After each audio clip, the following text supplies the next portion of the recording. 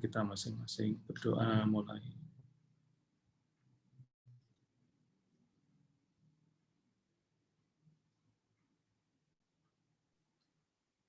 Selesai. Terima kasih atas doanya dari teman-teman sejawat. Acara tidak perlu kita panjang lebarkan, nanti kita akan berdiskusi. Untuk yang pertama, kami persilakan kepada Ketua ID Cabang Kudus, Bapak Dr. Ahmad Saifuddin, Magister Kesehatan. Waktu kami persilakan, monggo Dr. Ibu. Turnuun Dr. Hakam. Assalamualaikum warahmatullahi wabarakatuh. Selamat malam, salam sejahtera untuk kita semua. Yang terhormat para senior, para teman sejawat semua, wabil khusus pembicara kita, Dr. Tonang dan Dr. Heru. Ini Dr. Heru mau masuk agak susah ini tadi WA saya. Oke, karena agak padat sebentar. Nanti kita setelah ini nanti kita coba masuk ke Dr. Heru. Teman sejawat semuanya, rangkaian vaksinasi kemarin sudah dimulai dan Jawa Tengah ini juga sudah semua kabupaten kota di Jawa Tengah sudah melakukan vaksinasi juga, walaupun kisaran cakupan vaksinasi untuk COVID-nya itu mendekati angka 70-an, sekitar di 70-an %. Gitu. Nah, bagaimana sih itu vaksinasi? Karena masih ada juga beberapa yang menolak ya dari laporan beberapa vaskes yang melakukan pelayanan vaksinasi itu ada yang masih menolak tidak mau divaksin gitu di luar yang kriteria eksklusi gitu. Nah, kira-kira apa yang menjadi ketakutan dari para sejawat kita atau para tenaga kesehatan yang lainnya? Bagaimana tingkat efikasi dan safety dari vaksin Sinovac ini, dan bagaimana nanti terutama kita sebagai dokter bisa memberikan contoh teladan ketika nanti vaksinasi ini sudah dimulai untuk masyarakat umum secara luas. Nah, oleh karena itu nanti di sini akan kita bahas bersama dengan para narasumber yang hebat-hebat. Ada Dr. Tonang dan Dr. Heru. Nah, mohon nanti pencerahannya, Dok. Semoga setelah ini nanti kita bisa menjadi agen untuk mensukseskan program vaksinasi, dan kita sebagai tenaga kesehatan juga jangan sampai ada lagi yang sampai terpapar COVID atau bahkan naudzubillah jangan sampai ada yang meninggal dunia. Oke, untuk itu monggo nanti pertanyaan-pertanyaan ini kalau biasanya ada Dr. Tonang, ada Dr. Heru, mesti pertanyaannya nanti banyak. Ya, pertanyaannya nanti bisa ditulis lewat chat ya, nanti bisa dijawab oleh para narasumber kita. Demikian, terima kasih. Saya kembali lagi ke moderator Dr. Hakam, monggo. Wassalamualaikum warahmatullahi wabarakatuh. Waalaikumsalam. Semoga sehat selalu, bisa nambah keturunan. Amin. Allahumma amin.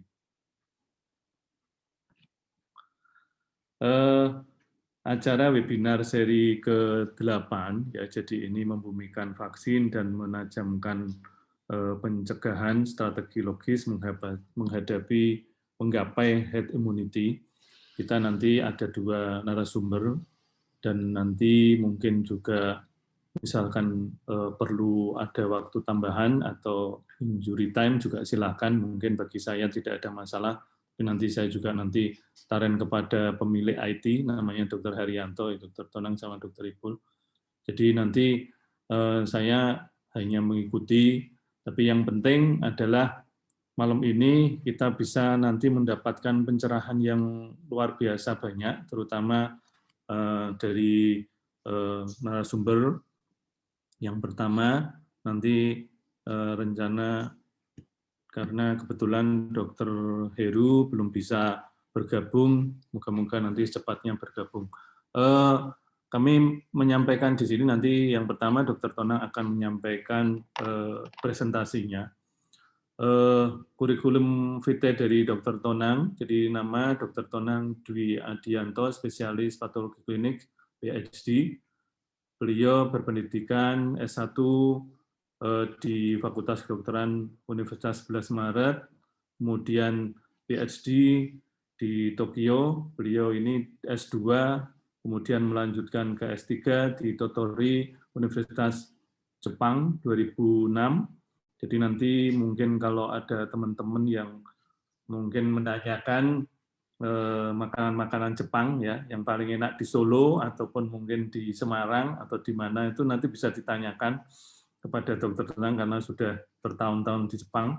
Kemudian beliau melanjutkan spesialis patologi klinisnya, dan beliau beberapa kali sebelum pandemi ini ke luar negeri untuk pelatihan dan kursus-kursus yang berkaitan dengan kompetensi beliau.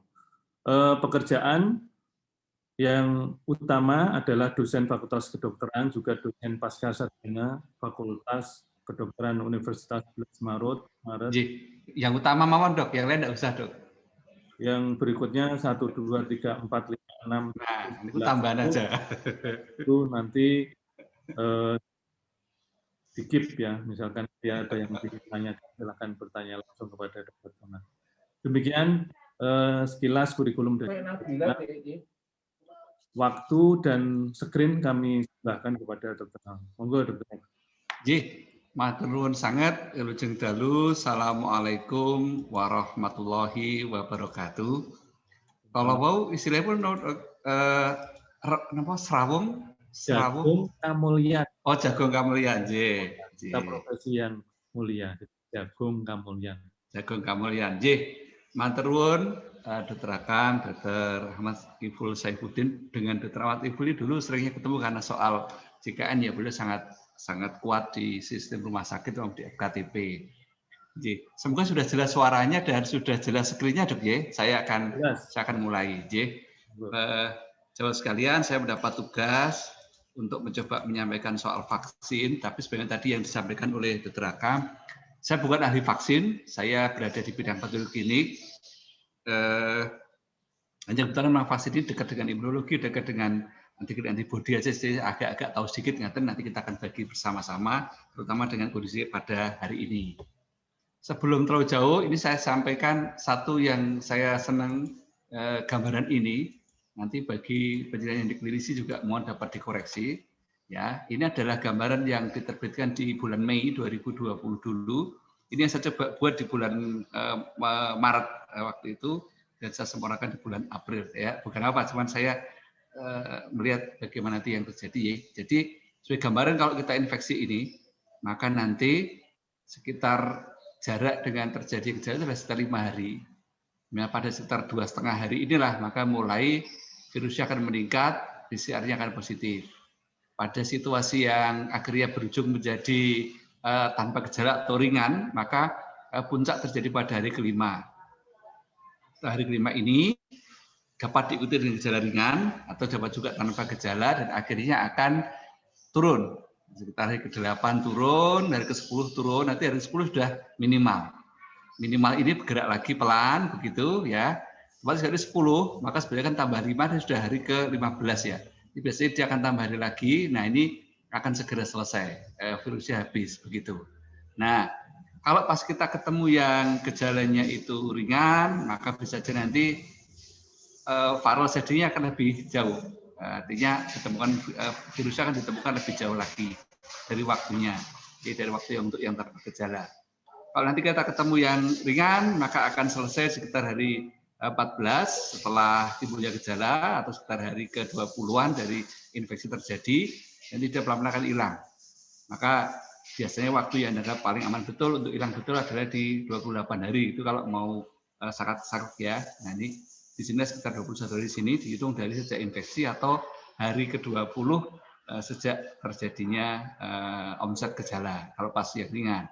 Tapi suatu saat juga nanti kalau pas ketemu yang kasusnya lebih berat, maka sekitar hari ke-8 akan mulai terjadi infeksinya turun ke lower ya. Jadi pertama tadi ini kan yang tanpa gejala ya saya lewati dulu. Sebentar, maaf saya tadi agak kelewatan sedikit. Pada yang tanpa gejala itu ternyata 56% itu tidak terbentuk antibodi, artinya tidak terdeteksi antibodinya.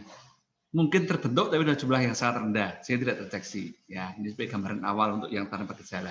Nah, nanti ketemu yang dengan gejala ringan, matur tadi, kalau ringan saja bertahan tidak tambah berat, nanti akan mulai menghilang di hari ke-10, hari ke-14 sudah hilang baik gejalanya, dan nanti PCR-nya juga akan segera selesai.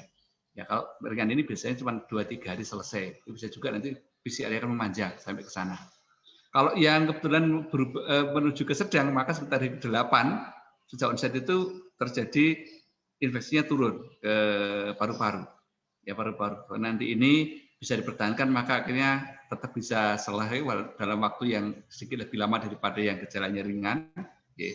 Ini juga terjadi nanti pada sekitar hari ke-12 dapat terjadi proses di mana terpaksa dilakukan intubasi, atau sekitar hari ke-14 dia mulai terjadi komplikasi yang seluruh tubuh, menuju ke suatu MODS. Ya. Ini gambaran, ini adalah modeling. Nanti monggo teman-teman klinisi juga bisa membuktikan apakah di lapangan seperti ini. Tapi poin kita malam ini adalah kita akan bicara mengenai adanya IgG sebagai suatu komponen utama dari pembentuk kekebalan jangka panjang kita. Sekali lagi tadi sama atur, pada yang tanpa gejala 56% tidak terbentuk, tidak terdeteksi antibodinya, dalam arti mungkin tidak terbentuk, mungkin juga terbentuk tapi sangat rendah. Pada yang ringan ini juga terbentuk tapi juga segera hilang. Yang gejalanya berat, memang semakin berat gejalanya, maka IgG juga semakin tinggi dan bertahan semakin lama. Ini yang menjadi patokan kita nanti bicara soal vaksinasi di sini ini. Nah, sekarang ini bicara soal bagaimana respon terbentuknya antibodi itu. Ini sedikit mengingatkan, mohon izin, tentu sudah sangat paham betul. Ini adalah bentuk skematis dari virus SARS-CoV-2 ini. Kemudian yang paling inti kita akan bahas adalah di spike-nya ini, yang S ini. Spike-nya ini yang memenuhi tonjolan-tonjolannya adalah spike ini. Di spike ini akan ada titik yang terjadi ikatan dengan S2 reseptor. Ya, S2 reseptor dia masuk dalam sel, melakukan proses replikasi, akhirnya dia keluar. Begitu keluar ini, maka akan muncul nanti antigen. Nah, saat dia masih di sini, maka PCR yang akan positif. Jadi, begitu dia keluar seperti ini, antigennya akan nyusul, positif juga. Nah, nanti antigen nyusul, maka akan jadi nanti ditangkap oleh antigen presenting cell, jadilah suatu proses respon imun, ya, sampai akhirnya dia akan memberikan sinyal kedua ke sel T helper sebagai jenderal sistem imun kita, dan dia memicu lagi ke sel B yang kemudian akan memecah. Ada yang menjadi sel plasma, membentuk antibodi, ada yang menjadi sel memori. Nah, inilah yang menjadi cikal bakal kita punya antibodi. Nanti pada akhirnya kalau nanti ketemu dengan virus yang sama lagi, akan terjadi proses nanti neutralisasi. Ini yang kita harapkan sama-sama. Ini juga yang menjelaskan mengapa pemeriksaan itu selalu berurutan. PCR-nya dulu positif, disusul kemudian oleh antigennya, disusul kemudian oleh antibodinya. Nanti lama-lama terjadi ketika sudah mulai ada proses neutralisasi seperti ini, maka PCR-nya masih mungkin ada, ya masih mungkin positif, antibodi sudah ada, tetapi antigennya nggak ada. Kenapa? Karena jangan langsung ditangkap oleh antibodi ini. Ini menjelaskan mengapa di separuh fase infeksius itu adalah ketika antibodi sudah ada, tetapi PCR-nya masih positif karena masih ada ini. Nanti lama-lama ini dibersihkan, sehingga akhirnya PCR-nya jadi negatif. Tinggal nanti kita bicara soal masih adanya antibodi sebagai kekebalan, ya, demikian. Nah, ini adalah sebagai pembuka kita untuk melihat nanti bagaimana vaksin itu akan kita harapkan bekerja. Gambar tadi kalau kita uraikan, ini adalah struktur sistematis dari SARS-CoV-2, ada N protein, ada M, ada E, dan terutama kita dua yang paling kita kenal adalah N sama S. Bedanya apa? N ini adalah melekat di daerah di tepi dekat RNA. Maka kalau nanti kita bicara kamu udah bisa mainan lagi loh nanti. Tes antibodi untuk suatu screening awal, kita gunakan targetnya N. Nah, ini yang dekat. Sekali nanti kalau kita bicara PCR, maka di PCR itu yang lebih dulu kita jadikan sebagai sasaran awal adalah N-nya dulu. Nah, nanti N-nya nanti berarti ini ada. Nanti masuk ke namanya DRP. Itu sini ini DRP. Ya, ini kalau mau lebih jelimet begitu ya, sana. Nah, tapi kita tidak sampai ke sana, kita baca nanti ini terus berikatan. Nah, mengapa SARS-CoV-2 itu bisa mengikat sel dan mudah menyelinap dari sisi imun karena dia berada posisi namanya adalah lying down position. Nah, kalau SARS-CoV-1 itu dia di posisi standing. Standing ini ikatan imunnya kuat, tetapi dia juga segera ketahuan oleh sistem imun kita. Nah, ini kalau yang SARS-CoV-2 bisa menghindar dari imun kita. Jadi dia masuk seperti ini, apa yang menjadi pegang dia adalah di dalam S ini ada 2 subunit, 1 dan 2. Kalau diuraikan lagi seperti ini. Nah, di subunit yang 1 ini ada namanya N-terminal, ada namanya C-terminal. Nah, C-terminal disebut dengan namanya RBD, reseptor binding domain. Ini akan berdekatan dengan S2 reseptor. Ya. Sementara kerja S2 adalah setelah terjadi ikatan antara RBD dengan S2 reseptor itu, maka S2 akan memecah, mudahnya dan memecah dinding sel, sehingga virus itu bisa masuk ke dalam sel tubuh kita. Nah, seperti ini caranya kerjanya. Ini ya, nanti pas kita bahas besar kita bahas lebih jelas ini, tapi tidak usah kita bahas sekarang. Nah, vaksin akan berusaha untuk bagaimana caranya bisa menetralisasi virus ini dengan cara kalau bisa ada antibodi terhadap terutama S. Terutama S, karena S yang di permukaan ini kalau bisa dikenali antibodi kita ditangkap maka terjadi netralisasi dan kita berharap dia tidak lagi bisa efektif kerjanya. Itu yang kita harapkan. Ya, demikian. Nah, sekarang inilah yang kemudian digunakan dalam dasar kita melakukan proses vaksin. Ada yang menggunakan konsep dengan namanya inactivated atau virusnya dimatikan. Seperti ini contohnya, virus dimatikan, ya, virus ditumbuhkan dulu banyak dan dimatikan dan disuntikkan pada kita. Harapannya tadi dia masih utuh sebagaimana virus seperti ini masuk dalam tubuh kita. Cuma bedanya pada saat jadi inaktivasi itu maka bentuk dari spike ini bentuknya semula itu bagian dari RBD ini bentuknya adalah membuka. Ya, membuka. Gambarnya seperti bola lampu yang ujungnya terbuka, bagian lubangnya bolanya terbuka. Jadi mudah berikatan. Tapi ketika dilakukan inaktivasi dengan beta propiolakton maka bentuknya menjadi tertutup. Ini yang menyebabkan dia tidak lagi punya kemampuan untuk berikatan dengan sel dengan S2 reseptor. Nah, tetapi dia masih punya sifat antigenik.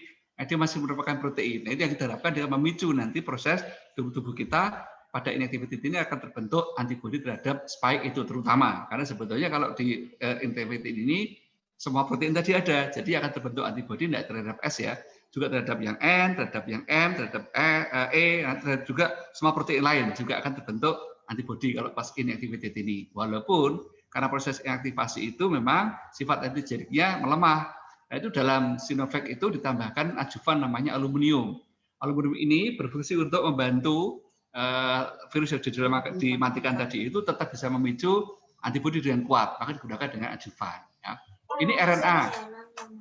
Kalau yang DNA kemudian subunit maupun mRNA ini prinsipnya sama, yaitu dia mengambil satu bagian untai khusus dari susunan genetiknya virus. Dalam ini adalah S ya, S protein tadi diambil kodenya. Nah, kalau yang DNA berarti dia mengambil dalam bentuk sudah cDNA. Cuman karena ini RNA virus maka ini tidak muncul. Dia muncul dalam bentuk cDNA. Jadi dari mRNA virus tadi jadikan cDNA dimasukkan tubuh kita. Ini yang mulai protein, ada yang modelnya langsung disuntikkan ke kita, ada yang modelnya ditumpahkan kepada virus adeno. Adeno ini virusnya aman untuk kita, tapi di dalamnya diisi untaian genetik untuk produksi S protein tadi. Sama maksudnya kalau bisa dimasukkan dalam tubuh kita. Ini mRNA ini ya ini dimasukkan dalam bentuk mRNA. Ini kan bentuknya DNA ini kita masukkan dalam bentuk mRNA. Kalau mRNA berarti dia masuk langsung ditangkap oleh sel kita dan menjadi semacam resep untuk membuat protein yang anti terhadap protein S-nya virus. Yang dua ini kita nggak banyak kenal karena tidak termasuk yang masuk dalam gen kita. Yang kita subunit hampir sama, subunit sebenarnya hampir sama dengan mRNA tapi dalam bentuk sudah jadi protein. Jadi protein suntikan pada kita. Itu yang bedanya. Nah, ini kalau ngersakan daftar yang cukup lengkap tentang ini nama strategi atau metode pembuatannya apa. Ini aktivitas contohnya yang Sinovac ya. Ini pembuatnya. Ini respon targetnya yang dicapai yang mana yang mau ditarget. Nah, ini kita tahu ada S spesifik ya, protein S tadi, ada RBD-nya. Ingat tadi ya, S adalah satu protein utuh begini, RBD ada di ujungnya tadi yang berikatan dengan S2 reseptor. Dan ada N spesifik ya sama dengan tadi kan N terminal dari spike tadi dan nanti ada banyak hal. Nah, cuman memang kalau inactivated itu no induction of either TH1 maupun TH2. Artinya memang untuk sel respons seluler inactivated itu lemah karena memang target dia lebih ke antibodi. Nah, itulah kenapa ditambahkan juga dengan aluminium supaya nanti aluminium itu akan membuat prosesnya itu akan sangat dominan ke arah antibodi, tidak ke arah yang seluler. Demikian. Contoh lain lagi adalah yang ini yang dari Oxford misalnya. Oxford itu targetnya adalah sama menginduksi S spesifik sama dengan tadi ya. Nah, S spesifik, cuma dia menangnya ada tambahan dengan seluler. Seluler walaupun tidak terkuat tapi selulernya ikut terinduksi. Kayak gini. Pada manusia harapannya adalah induksi S spesifik untuk IgG dan neutralizing antibody pada manusia ya dengan harapannya titernya menyamai konvalesen plasma. Walaupun ini nanti pertanyaan menarik. Kalau saya berpendapat orang yang mendapat vaksin itu tidak bisa menjadi donor plasma konvalesen. Mengapa? Karena serum di dalam plasma konvalesen itu harapannya adalah berisi lengkap. Lengkapnya apa? Mestinya satu virus utuh itu ya S-nya, ya N-nya, ya E-nya semua antibodinya terbentuk untuk semua, tidak hanya terhadap S saja. Tapi memang ada berpendapat dapat dilakukan. Ya monggo ini pendapat ya. Kalau saya berpendapat tidak direkomendasikan karena memang plasma konvalesen itu harus dengan suatu plasma yang memang betul mantap, adekuat banget. Gitu. Contoh lain lagi adalah ini dari Moderna. Moderna itu sama yang diharapkan adalah untuk menginduksi respon seluler ya maupun juga menginduksi IgG-nya S, hampir sama juga ya, sama. Nah, ini berarti semua poinnya mengarah ke protein S yang dijadikan target. Novak itu dari subunit juga sama, induksi juga sama S juga. Nah, nampaknya memang S ini memang menjadi target hampir semua vaksin, baik yang inactivated maupun yang sudah subunit yang diberikan. Janssen juga begitu sama, ya dilakukan. Hanya Janssen ini berusaha kalau dia berharap bisa memberikan dalam bentuk sekali dosis. Kalau bisa ini masih belum selesai ya ini harapannya bisa sekali dosis yang tidak harus 2 kali, ya gitu. Itu adalah contoh-contoh, ini beberapa yang kita tidak banyak kenal, tapi ini selalu tadi adalah bicara mengenai S yang dijadikan target atau sasaran. Di dalam S itu ada namanya RBD tadi. Nah, sini gambaran demikian dulu. Kalau kita lihat, antibodi itu ada 2 jenis dalam hal prinsip mengenai vaksinasi itu. Ada yang sifatnya antibody binding, dan ada yang sifatnya adalah netralisasi. Contoh ya, misalkan ini virusnya ketemu dengan protein RBD-nya spike tadi, yang titik tempat berikatan dengan reseptor tadi. Kalau kita bisa dapatkan itu, maka dia bisa mengikat virus, bisa juga menetralisasi. Kenapa bedanya? Kalau hanya mengikat, berarti dia hanya mengikat saja. Tapi netralisasi berarti dia bisa melumpuhkan. Nah, bedanya demikian. Kalau kita memberikan nanti S, tapi tidak di bagian RBD, tidak di bagian yang titik ikatan dengan reseptor, ya maka dia bisa mengikat, tetapi belum tentu dia bisa menetralisasi.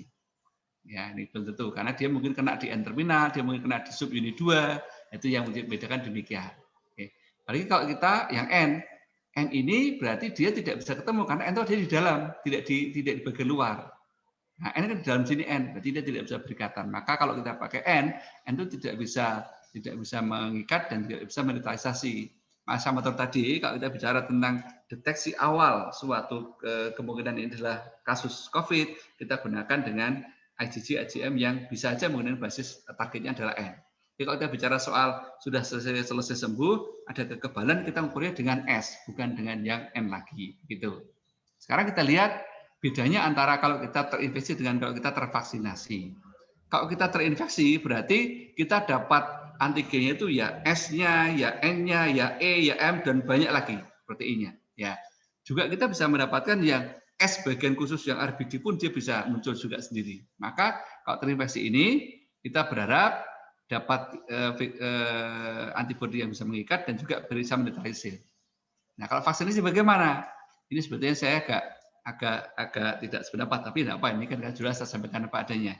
Dia berpendapat bahwa kalau dengan menggunakan vektor like particle, ya jadi dia mengambil contoh untaian genetik khusus pada yang mengkode RBD. Ya, diambil, harapan dimasukkan tubuh manusia, nanti kita fokus membentuk antibodi untuk RBD saja. Nah, dia berpendapat berarti nanti bisa mengikat, ya karena RBD di sini kan, dan bisa juga menetralisir karena dia kuat sekali RBD-nya. Ya kalau saya berpendapat ini mestinya paling pol setara dengan infeksi, saya kira begitu. Cuman memang bedanya apa antara vaksin dengan infeksi? Kalau infeksi ini kan viral load-nya, dosis ya bukan dosis ya, banyaknya virus yang menginfeksi kan bisa variatif ya. Ada yang kecil, banyak kan yang kecil karena banyak kan tanpa gejala ringan gitu ya. Yang berat itu yang memang banyak itu, kalau yang berat saya kira mestinya ini bisa mendapatkan kemampuan antibodi yang lebih kuat lagi daripada menggunakan vaksin. Nah, menangnya vaksin adalah dia dosisnya terukur. Sehingga harapannya dia bisa mencapai suatu titer dari antibodi anti RBD ini yang cukup tinggi, itu harapannya. Maka dia berani mengatakan sebagai lebih tinggi daripada kena infeksi. Gitu. Nah, kalau yang menggunakan RBD tapi dalam bentuk viral vector ya yang tidak ini Pak, ini jadi yang sifatnya replicating. Kalau replicating itu karena berarti dimasukkan dan dia terus berkembang. Maka harapannya dia semakin banyak RBD semakin banyak lagi terus maka dia berani mengatakan tinggi. Kalau yang ini adalah dia pakai viral tapi dia tidak replicating. Nanti begitu dimasukkan sudah selesai. Tidak lagi bertambah, tidak lagi bertumbuh. Maka ini dianggap dia setara dengan yang infeksi tadi, ada ikatan, ada netralisasi. Kalau yang DNA saja, ini berarti kan dia dia hanya menggunakan S saja, tapi tidak spesifik RBD. Memang dalam S ini ada RBD-nya, tapi di sini juga akan ada S2, ada S1, ada N-terminal sebagainya, sehingga dia tidak akan sekuat kalau fokus di RBD-nya. Nah ini tentu kita mensikapinya begini, karena ini dibuat mereka tidak membuat yang inactivated, maka mereka menonjolkan yang replicating ini. Ya, tidak apa-apa, ini secara teoritis juga dapat diterima. Kalau ini dibandingkan dengan yang kena infeksi berat, mungkin tetap lebih baik. Tapi kan kita tidak mungkin kita berharap kena infeksi berat, kan tidak mungkin. Nah, itu kan tentu harapannya adalah cukup dengan vaksin, jangan sampai kena COVID. Kalaupun harus kena, ya kita berharap juga jangan sampai yang berat, kan begitu masalahnya. Demikian. Nah, sekarang satu hal lagi yang harus hati-hati adalah tentang risiko kalau terjadi nanti terbentuknya antibodi yang non-neutralizing. Ini yang risiko. Kalau neutralizing kan oke, dia bisa neutralisasi virus dan dilumpuhkan. Tapi kalau ketemu antibodi kayak tadi ini, contoh tadi, maaf tadi, ini seperti ini contoh. Ini berarti kan dia ada antibodi, dia bisa berikatan, tetapi dia tidak bisa neutralisir karena kemampuan ikatannya tidak kuat. Beda dengan yang ini, kalau ini kan kuat ikatannya di RBD. Nah ini juga bisa jadi dia neutralizing bagus, tapi kalau tidak non-neutralizing yang terjadi justru dia berikatan dengan spike-nya SARS-CoV-2, tapi sekaligus juga memerantarai ikatan antara SARS-CoV-2 ini justru dengan Fc gamma reseptor di makrofag. Ya, dia dilakukan proses fagositosis. Kalau dia fagositosis dan selesai, tidak masalah. Ya, nanti dia masuk dan di dalamnya ternyata dia bisa bereaksi. Ini ceritanya panjang di sini ya. Kenapa di sini kok bisa tenang, di sini tidak, memang ceritanya panjang ya. Tapi intinya ada risiko. Nanti bisa replikasi di sini, ya ada endofagosus sebagainya. Nah, dia bisa memicu proses terbentuknya sitokin. Nah, ini yang tidak kita harapkan yang namanya terjadi suatu proses ADE, antibody dependent enhancement. Nah, ternyata perkembangan kemudian tidak hanya bicara ketika non-neutralizing antibody, dapat neutralizing antibody pun, tetapi jumlahnya rendah, juga bisa memicu ADE. Itu yang menjadi satu teori yang kita hati-hati ya, tidak berarti pasti tapi hati-hati. Apalagi kalau ketemu yang punya antibody tetapi ketemu virus yang sudah mengalami mutasi, terutama mutasi pada RBD-nya. Karena titik yang paling besar di RBD-nya itu. Nah, RBD-nya itu mutasi, akhirnya virus antibody yang kita punya tidak lagi spesifik, ini juga berisiko ADE. Nah, mutasi-mutasi yang sekarang ada, yang sedang jadi perhatian, kalau yang mutasi seperti D614G maupun yang DB117 itu belum sampai ke RBD mutated. Tapi yang ada di South Africa dan yang ada di California itu dikhawatirkan sudah masuk ke mutasi yang mencakup di titik RBD ini. Nah, ini sehingga khawatirnya nanti mengganggu kemampuan antibodi kita berikatan dengan virus SARS-CoV-2. Ini yang sekarang sedang tren. Nah, menangnya vaksinasi yang berplatform bukan inactivated, itu menangnya adalah dalam mengganti seperti ini mudah. Karena ini berarti cuma tinggal dapatkan virus yang mutasi itu, ketemu genomnya seperti apa, yang menyandi atau mengkode RBD ya berubah jadi seperti apa, langsung dibuat. Baik dibuat dalam bentuk mRNA-nya, dibuat dalam bentuk proteinnya, dia nanti suntikkan. Itu menangnya kalau yang metode itu cepat untuk mengantisipasi dan mengikuti model mutasi. Kalau kita bicara yang inactivated, berarti kalau kita mutasi seperti ini, caranya kita dapatkan virusnya, kita biakkan dulu, gitu ya, kita biakkan dulu, yakin ini adalah virus yang mutasinya memang benar-benar spesifik tadi, baru kita lakukan perbanyakan dan kita lakukan inaktivasi, baru kita dapatkan lagi vaksinnya. Ini bedanya demikian dalam mengantisipasi ini. Nah, itulah kenapa dalam perkembangan sekarang, dulu kita bicara rapid, hanya rapid tok, ya gampang seperti tes gamblang itu ya, gampangnya ya, jadi muncul ada atau tidak garisnya itu. Dan mulai muncul yang semi, kuanti semi, itu muncul dalam bentuk ada namanya indeks. indeksnya sekian, itu mulai ada angkanya, tapi belum menggambarkan kadarnya. Dan sekarang mulai muncul yang sudah menggambarkan kadarnya langsung. Sekian antibodi Anda sekian. Sekian itu satuan yang standar belum baku, terus terang. Ada yang masih menggunakan dengan AU, allergy unit, allergenic unit begitu. Nah kemarin WHO mulai membuat standarisasi soal satuan dulu, yaitu mereka menggunakan satuan namanya BAU, bioequivalence allergenic unit BAU. Itu berusaha untuk menyatukan supaya semua kit, semua reagen akhirnya harus melakukan standarisasi untuk diubah menjadi BAU itu berapa. Nah ini tentu akan harapannya menjadi satu angka. Setelah nanti ketemu satu angka, berikutnya kita akan mencari nanti seberapa IgG yang terbentuk itu punya sifat neutralisasi. Ini kita gunakan tes. Tes yang sebetulnya yang paling bagus adalah PRNT, yaitu plaque reduction neutralization test. Mudahnya adalah kita punya media, kemudian kita masukkan serum kita, dan masukkan juga kultur dari virus hidupnya. Nanti kita lihat seberapa itu bisa hidup. Ya kayak kita lakukan tes untuk bakteri lah. Kurang lebih seperti itu kalau vitamin ini untuk virus. Maka ini harus dilakukan dengan tingkat keamanan lab yang sangat tinggi. Nanti seberapa dia mampu itulah yang kita buat. Jadi diajarkan di dis pertama 1 banding misalkan 1 banding 2, 1 banding 4, 8, 16, gitu ya 32, 64 sampai tinggi. Atau mungkin langsung di 1, mungkin langsung 1/32 tergantung nanti bagaimana. Itu namanya adalah PRNT. Nah, kalau kita melakukan ini dengan BSL 3, kita berat karena belum banyak labnya. Sekarang mulai muncul tes neutralisasi yang menggunakan surrogate virus neutralization test. Artinya tidak menggunakan virus hidup, tapi menggunakan virus yang dibuat. Jadi ada satu cangkokan virus begitu, contohan virus begitu, kita tumpangi dengan protein dengan ujung S dari SARS-CoV-2. Sehingga dia yang SARS-CoV-2 tadi hanya S-nya aja. Jadi nanti kalau ini dicoba dilakukan dengan antibodi akan ketahuan mana yang bisa dineutralisasi antibodi, itulah kekuatannya. Itu namanya dengan neutralisasi. Nah, sekarang menjadi tren kita sekarang mengarah ke titernya berapa dengan kuantitatif dan berapa dari neutralisasinya dengan SPNT ini. Sana. Nah ini adalah suatu bekal kita untuk sama-sama menilai nanti vaksinasi itu perlu atau tidak, apa yang kita acukan kita untuk menilainya dari sana. Ingatan. Nanti kalau udah terlalu panjang dipotong Mas Agam nih. Saya sosok dikira kuliah jadi panjang. Ini sebagai contoh aja, ini adalah tentang seberapa lama mestinya uji klinik vaksin itu berlangsung sekitar 5-15 tahun ya. Cuma dalam situasi ini kita nggak mungkin, maka sekarang dikejar dengan 12-18 bulan. Ini pun dengan suatu harapan sebelum selesai semua pun bisa keluar namanya emergency use authorization ini. Jadi biar cepat sedikit ya, bagian yang nggak terlalu susah saya lewati aja.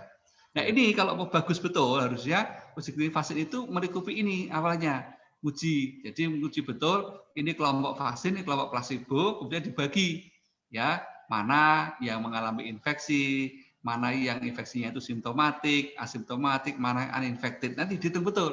Jangan ketahuan nanti. Jadi level pertama soal safety pasti sudah semua melingkupi semuanya. Pertama terbentuk antibodi, oke. Setelah antibodi terbentuk bisa nggak mencegah gejala, oke. Atau mencegah gejala yang berat misalkan, itu bisa nggak? Nah, ini berarti kan nanti dibedakan dengan ini. Sama-sama terinfeksi, berapa yang asimptomatik, berapa asimptomatik, kan bisa begitu. Lebih jauh lagi bisa ditanya lagi, seberapa bedanya antara kelompok yang placebo dengan placebo dalam hal berapa yang terinfeksi. Mestinya sampai sini.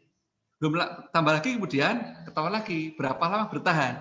Nah dengan inilah kita mestinya tahu nanti bahwa vaksin ini bergunanya karena berarti dia bisa membentuk antibodi. Antibodi itu bisa mencegah gejala kalau kadarnya sekian minimal. Atau dia bisa mencegah terinfeksi kalau kadarnya sekian misalkan. Nah itu terus dia bisa bertahan sekian tahun kalau kadarnya sekian. Nah inilah yang kita ketahui dalam misalnya hepatitis B jelas. Hepatitis B itu mengatakan kalau kadar anti HBs Anda 100 lebih aman, gitu kan ya. 100 sampai 10 ini sudah wilayah hati-hati. Ada sudah mulai kurang, perlu di booster. Ada juga pendapat masih belum, tapi sama-sama dari daerah yang hati-hati. Kalau dari 10 pasti langsung booster. Itu adalah karena penelitiannya lama, 5 tahun. Kita saat ini penelitian vaksin baru sampai sini ini. Bisa nggak mencegah timbulnya gejala atau gejala yang berat? Kita belum sampai pada level untuk mengatakan berapa yang bisa tercegah infeksinya, berapa lama bertahan, kita belum ada. Even itu selain Sinovac juga sama saja belum bisa menjawab pertanyaan ini. Belum bisa menjawab. Tahunya nanti adalah harapannya dicoba di masyarakat, diukur. Oh sekian, oh yang sekian ini ternyata nggak sakit, oh yang sekian sakit lah baru ketahuan. Nah seperti itu yang jadi. Nah ini cepat aja. Ini posisi kita saat ini. Laporan di WHO 29 Januari ada 63 yang diuji klinik, 1 Jumat yang preklinik. Ini contoh untuk melihat situasi. Ternyata yang paling banyak tetap menggunakan konsep inactivated, yang paling banyak. Ya, nomor 2 adalah yang non-replicating. Ya, nomor berikutnya lagi adalah yang protein subunit. Ya, seperti Novak tadi. Kalau yang non-replicating ini adalah yang misalnya dengan adenovirus itu yang dari Oxford ya. Kalau yang DNA ini kita jarang dengar, kita juga nggak mau pakai sepertinya. Yang RNA itu yang seperti Moderna. Ya, Moderna itu atau yang punya Pfizer itu adalah yang mRNA. Ya, seperti ini contohnya. Ini posisi sampai dengan 25 Januari dia sudah digunakan resmi ada 11. Nah, kita sekarang ini penyebarannya 11 vaksin yang sudah digunakan minimal satu negara. Sebagai gambaran, ini baru satu negara, yang Pfizer sudah 55 negara yang pakai. Moderna 37. Sinovac baru dipakai 5 negara. Di antaranya adalah Cina, Indonesia, dan Turki. Ya, nanti tambah Brasil mau pakai juga. Nah, ini adalah baru 5. Ini sebagai gambaran saja. Nah, ini adalah yang baru uji klinis fase 3. Di sini masih ada Sinovac juga. Kok Sinovac masih ada? Iya, sebenarnya Sinovac juga belum selesai penelitiannya. Termasuk untuk meneliti misalnya lansia, itu juga masuk di sini. Ya, kita harapkan segera nanti muncul. Kan sekarang sudah muncul bahwa Sinovac juga aman untuk lansia, kan begitu jawabannya ya, sana. Nah, ini sekarang daftar, kalau nanti mau di Waspas longgar, vaksinnya apa yang sudah dapat izin WHO baru satu ini, dari Pfizer. Ya, yang lain itu masih diperkirakan akan dapat izin kapan. Apakah Sinovac sudah dapat izin dari WHO? Belum. Belum ya. Sinovac. Nah ini Sinovac belum. Ya, ini baru diajukan kemarin di 13 Januari. Harapannya akan muncul izin dari WHO nanti di awal Maret. Nah, harapannya begitu. Di Indonesia udah pakai ya, karena memang BPOM punya otoritas juga untuk menyatakan sebagai EUA tadi boleh. Nah, ini soal jenisnya platformnya, ini nama mereknya, ini dosisnya, ini jarak waktu pemberiannya. Ya, semua masih pakai intramuskular. Orang bertanya lebih baik kemana? Sebetulnya akan lebih baik kalau kita menggunakan yang bisa di nasal spray. Itu paling baik untuk kasus COVID-2 ini. Hanya membuat yang nasal spray itu perjuangannya lebih berat daripada membuat yang inactivated ini. Maka sementara yang dilakukan baru ini ya, belum sampai ke yang menggunakan nasal spray.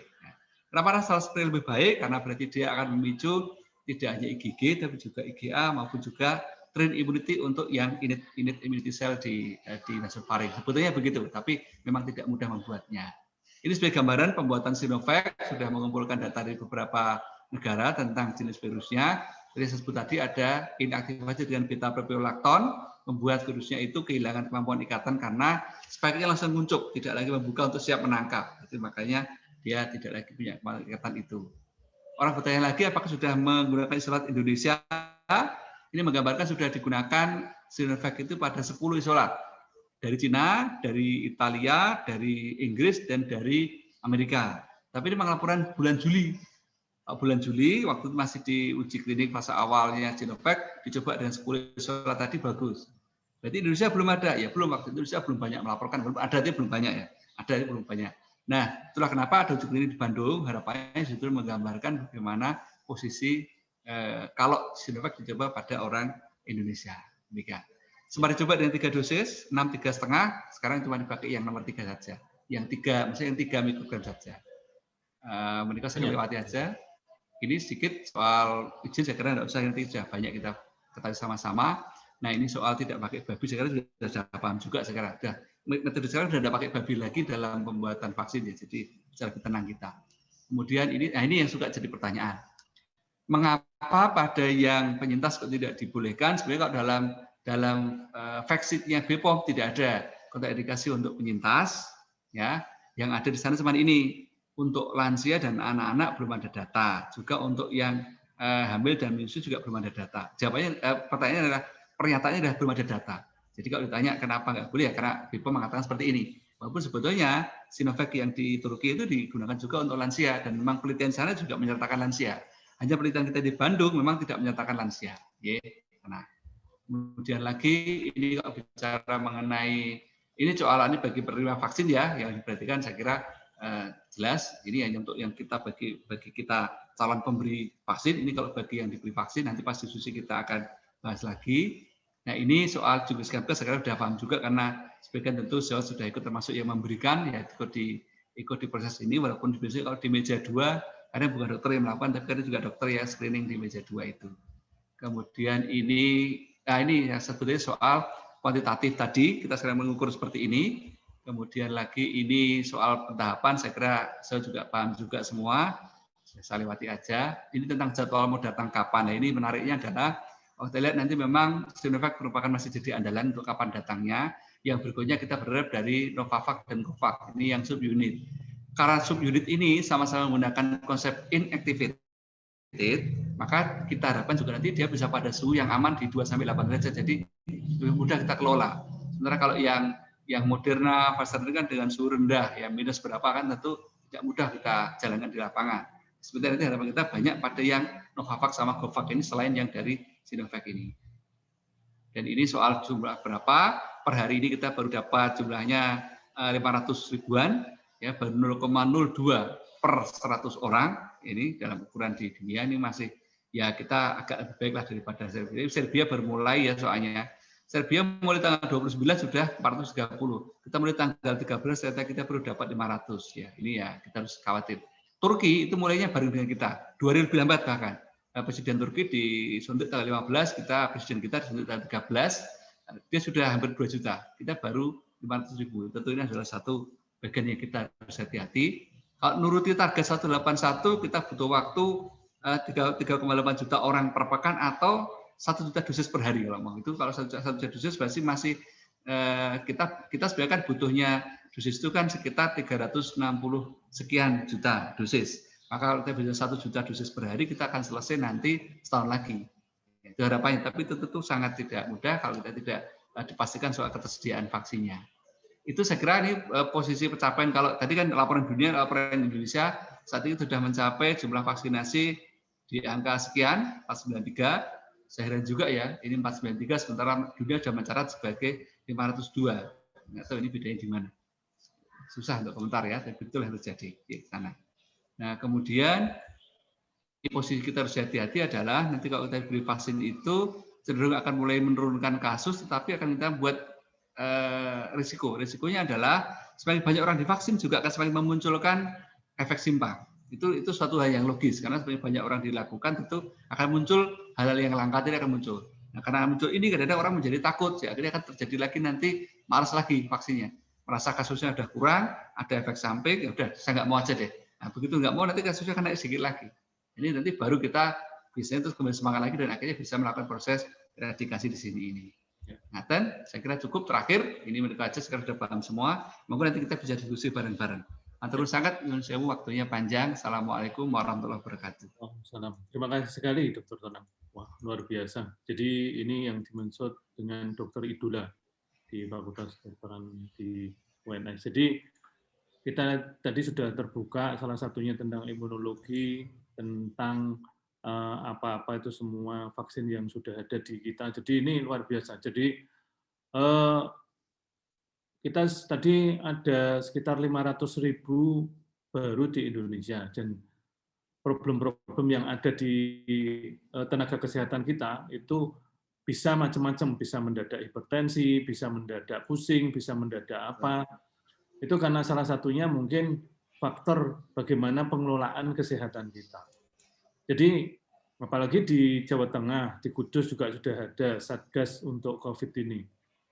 Dan pada malam hari ini untuk melanjutkan materi kita, Jagung Kemuliaan kita, ini dari mitigasi ID Kudus sudah mempersembahkan Al-Mukarrom Dr.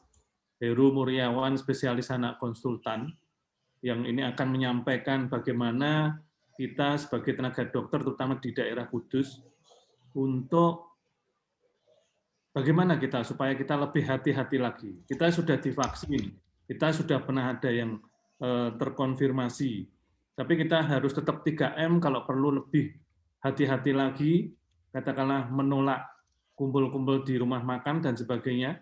Nah, nanti Dr. Heru akan menyampaikan di acara Jagung Kemuliaan mitigasi ID Kudus. Monggo Dr. Heru. Dr. Heru sudah sangat terkenal di Kudus dan sudah beberapa kali tampil di Kudus. Ini tidak perlu disampaikan CV-nya. Monggo Dokter Heru, silakan. Waktu dan screen kami persembahkan, monggo Dok. Assalamualaikum warahmatullahi wabarakatuh. Salam.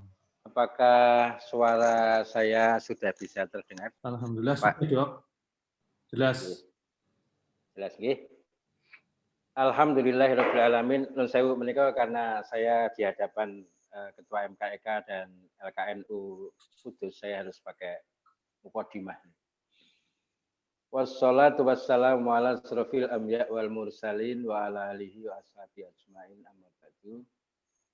Hadratil muharramin Kiai Hakam, kemudian Gusipul, para senior, para sejawat, dan semua teman sejawat di IDI Kabupaten Kudus, serta Dr. Tonang PhD yang saya hormati.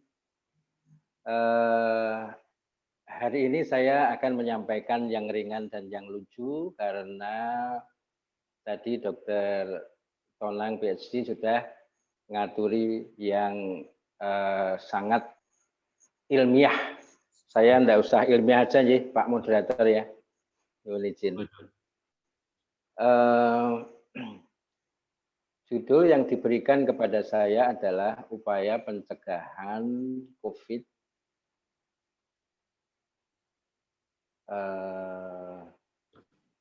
ini kok hilang. Upaya pencegahan COVID-19 pada dokter. Jadi tim mitigasi dokter di Jawa Tengah mempunyai slogan aman terlindungi, nyaman melayani, dan sehat negeriku. Untuk dokter-dokter kita yang ada di Jawa Tengah. Jikalau kita aman terlindungi, kemudian nanti akan nyaman melayani masyarakat, dan kemudian sehat negaraku. Kita belajar bahasa, saya mencari-cari apa sih sebetulnya bahasanya. Jadi upaya itu pokoknya semua usaha, ikhtiar, mencari jalan keluar, atau melakukan sesuatu dengan akal untuk mencari jalan keluar. Lajeng yang namanya pencegahan, monggo Gus, dan sampun nggih Gus, jenengan ceklik-ceklik nggih. Pun saged medal kliker ya. Halo? Saged. Saged iki kok ngen kula kok ora metu, lucu nggih. Sebentar, saya sebentar. Dulu diulangi.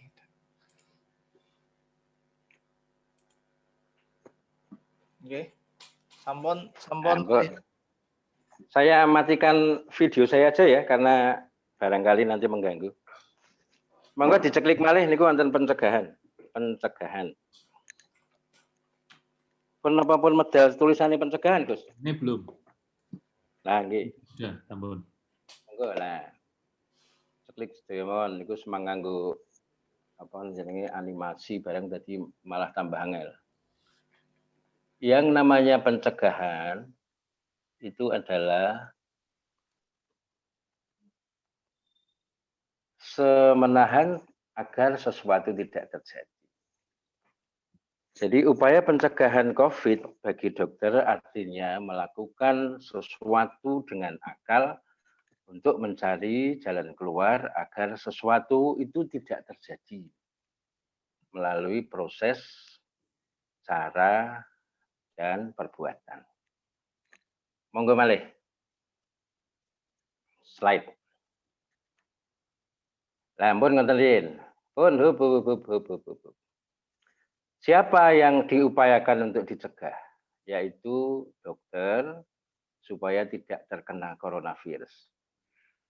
Ini saya mendapatkan dari Bapak Mas Adib, Ketua Tim Mitigasi BPID. Itu ada 5 ini. Sehat, sakit, rawat, ICU, wafat. Penjenengan ceklik 1 kali lagi, Pak. Nah, ampun, kalau sehat, dokter jangan sakit. Kalau sakit, dokter itu jangan dirawat. Kalau dirawat, jangan sampai di ICU. Kalau di ICU, jangan sampai wafat. Ini pun ngeten mawon niku. Kalau sehat, jangan sakit. Kalau sakit, jangan dirawat. Kalau dirawat, jangan di ICU. Di ICU, kalau di ICU, jangan wafat. Slide yang paling penting mengenai kita empun, jadi habis ini selesai. Tapi nek ajeng dinyanyikke monggo, monggo diceklik setunggal malih. Nah, niku ceklikan. Dengan pas ketemu kalau putrane nyanyi dua mata saya boleh. Kalau dokter sehat, jangan sampai sakit. Kalau dokter sakit, jangan sampai rawat. Kalaupun dirawat, jangan di ICU. Kalau di ICU, jangan sampai wafat pun. Sing penting niki mawon pun ini. Ini upaya pencegahan itu ini. Terus niki pun selesai mawon Kiai Hakam nggih. Wong pun rampung. Ini aja diinget-inget terus lah pokoknya kalau ini Mas Adib dulu wanti-wanti sama saya. Nek masih sehat, gimana sih caranya supaya jangan sakit? Kalau sudah sakit, tolong gimana supaya dia tidak dirawat. Nek wis dirawat, kalau sampai dirawat jangan sampai di ICU, kalau di ICU jangan sampai wafat. Monggo diceklik lagi. Kenapa ini perlu pencegahan nih? Kenapa sih kok perlu dicegah? Monggo dipirsani nggih. Ini data tanggal 26 Januari 2021. Data ini meningkat terus. Nakes yang meninggal di Indonesia paling banyak. Ya memang sedikit ada tidak sesuai dengan data yang di PPID ya, ini karena ini data nasional. Dokter 278. Nah, yang sebelahnya ini. Panjenengan pirsani semua teman-teman sejawat yang ada di Kudus. Kematian dokter mulai 25 Oktober sampai 26 Januari dalam waktu 2 bulan persis. Itu sudah meningkat berapa kalinya? 2 kalinya. Di Jawa Tengah itu 4 kalinya. Di Jawa Tengah ini dari 10 menjadi 41. Dan mohon maaf ini, yang tengah itu, yang dokter umum itu, dulunya itu 50%. Sekarang meningkat ini menjadi 54%. Pada saat 25 Oktober sampai 31 Oktober, Jawa Tengah masih peringkat 5. Namun mulai 20 November sampai 15 Desember menjadi peringkat 4. Jawa Timur, Sumatera Utara, DKI, kita oyak-oyakan sama Jawa Barat. Jawa Barat sukses. Kita ya sukses banget, malah sekarang jadi peringkat 3. Jadi cuman Jawa Timur, DKI, kemudian Jawa Tengah yang nomor 3. Sumatera Utara sama Jawa Barat sudah sukses untuk menekan angka kematian dokter. Kita masih 41. Inilah kenapa ini harus diupayakan serius, harus serius. Masuk kita peringkat 3. Ya. Monggo silahkan diceklik. Ini data yang ada di Jawa Tengah per 24 Januari. Nun sewu Pak Iful, saya kok terhalang dengan adanya si waiting room ini ngilang ini pripun caranya? Slide-nya itu loh.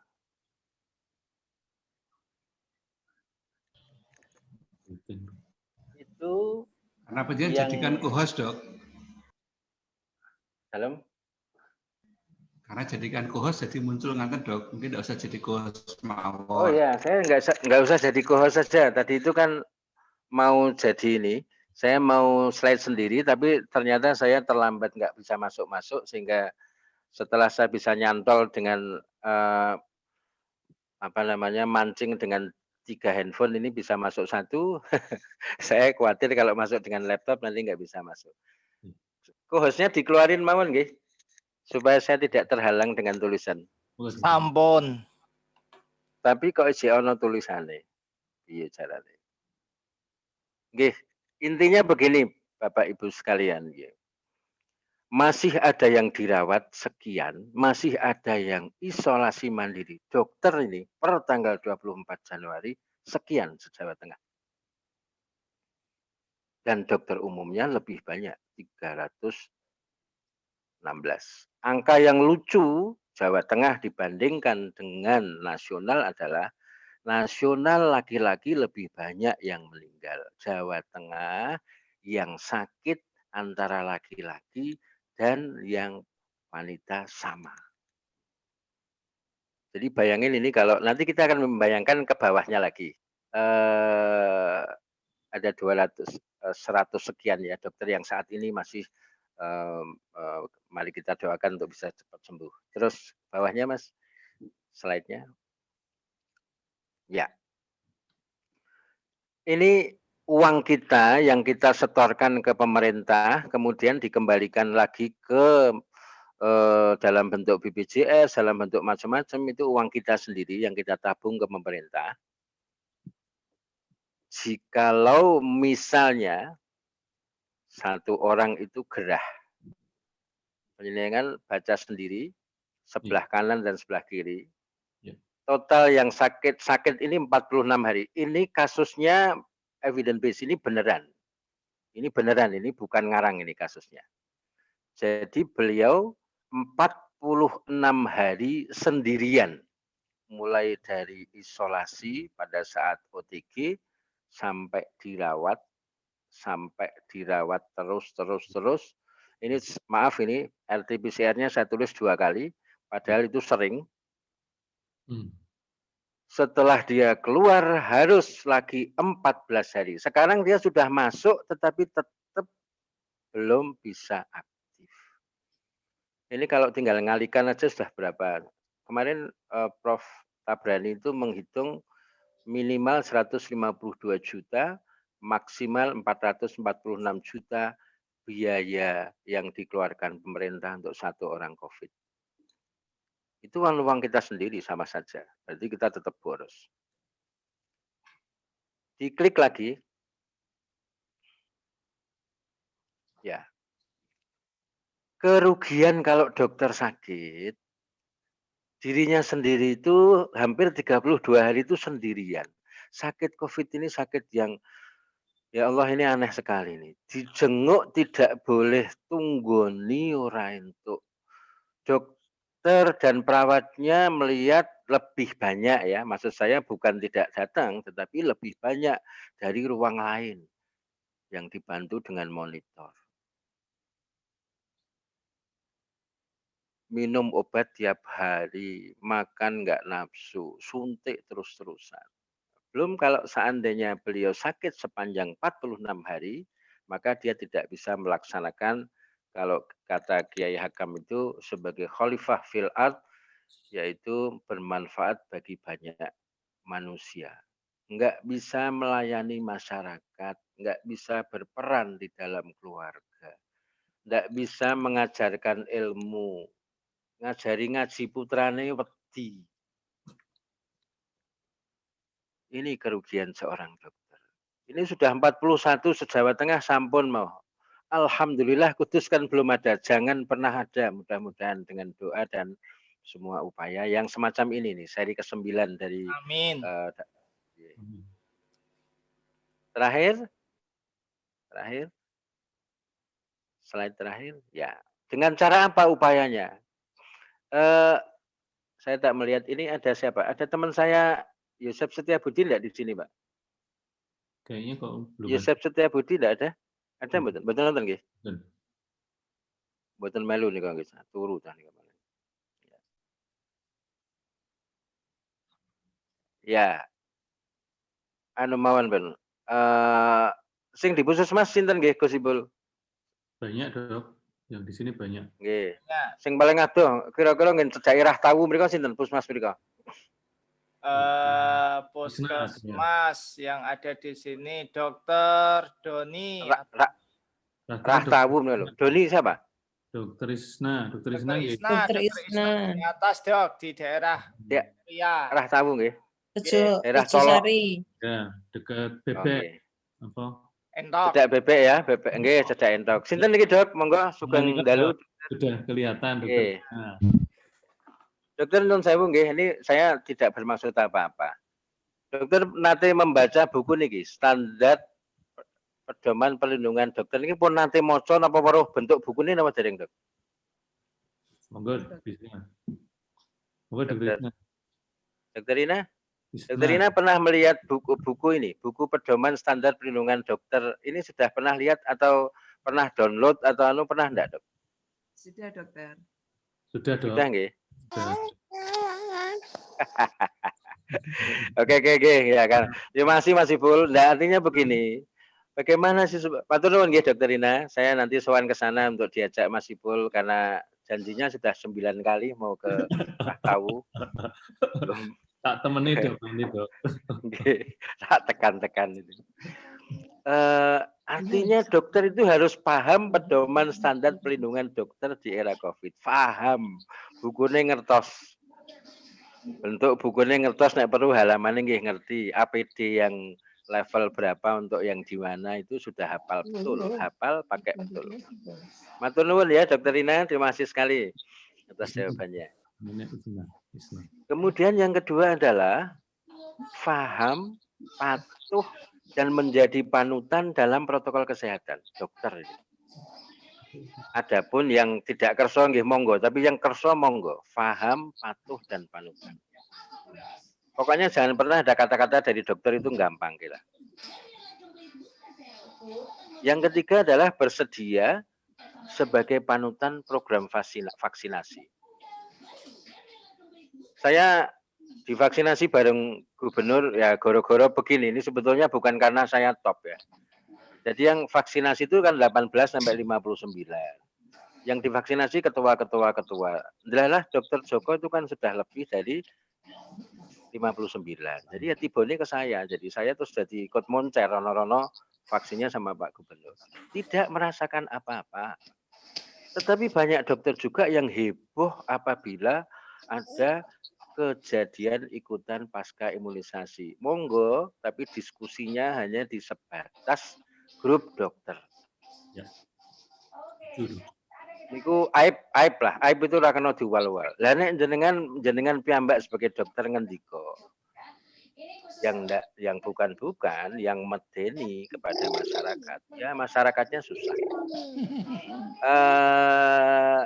Apa namanya host minta tolong untuk di mute ya hostnya ya minta tolong ya yang lainnya di mute dulu. Kemudian dokter sebagai komunikator motivator bagi teman sejawat dan masyarakat, saling mengingatkan, ta'awanu, saling mengingatkan pun dilengke mawon mengingatkan itu urusan kita. Perkara manut itu urusannya Gusti Allah. Ini ngingatkan terus, kayak kita ngingatkan apa setiap hari itu sebatas ngingatkan dan ikhlas selesai. Perkara dia manut dan tidak itu urusan bukan kita. Jadi nek nonton dokter di Kudus diingatkan kok ora kersa, ya wis ben wae ning sesuk diingatke meneh. Ngingatke mawon ikhlas niku untuk pahala. Dan yang terakhir adalah usaha untuk mencegah sesuatu agar tidak terjadi atau upaya pencegahan tadi yang melalui proses, yang melalui cara dan perbuatan dilakukan secara konsisten atau istiqomah. Saya kira yang ringan dan yang lucu dari saya cuman segini saja, Kiai Hakam dan Sedoyo. Mohon maaf ya apabila kayaknya tidak ada ilmunya sama sekali, cuman kayak ceramah biasa. Tadi kan sudah ada, jadi imbang. Tadi kan sudah ilmunya sudah disampaikan oleh Dokter Tonang. Ya. Saya harapkan juga nggak ada pertanyaan kalau yang semacam ini. Yang terakhir ini terima kasih. Ya, terakhir Ya, lagi-lagi klik ya. Jangan lupa ya. Kalau dokter sehat, jangan sampai sakit. Kalau dokter sakit, jangan sampai rawat. Kalaupun dirawat, jangan di ICU. Kalau di ICU, jangan sampai wafat. Mungkin nek tenggene pondok pesantren saged kangge sholawatan nggih, Yai Hakam nggih. Setuju dok, nanti kita sosialisasikan itu. Tapi nanti diganti ya. Ganti kita, ganti ngangge basa Arab man. Tanya Gusipul kan pernah teng Turki niku. Nah. Para senior yang saya hormati sejawat, mudah-mudahan bermanfaat. Ini yang bisa saya sampaikan untuk upaya pencegahan. Kalau ilmu kita sudah setiap hari baca, kalau berita-berita di WA Group kita sudah dapat, kadang-kadang nggak sempat dibaca, tapi cuman di-share aja, asal lihat judulnya share, tapi kita sendiri nggak baca gitu kan sudah banyak begitu. Kalau ada salahnya saya mohon maaf. Billahi taufiq wal hidayah wal afu minkum. Wassalamualaikum warahmatullahi wabarakatuh. Waalaikumsalam. Bersyukur sangat Dr. Heru atas tausiahnya acara mitigasi ID cabang Kudus. Terima kasih sekali. Ini sudah ada yang luar biasa, yang berat, dan dua-duanya sebenarnya berat ya. Cuma tadi dari mitigasi memang kita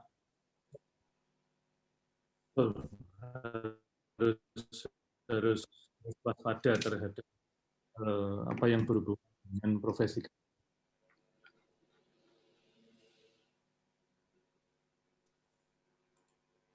Gimana, Dokter? Ya.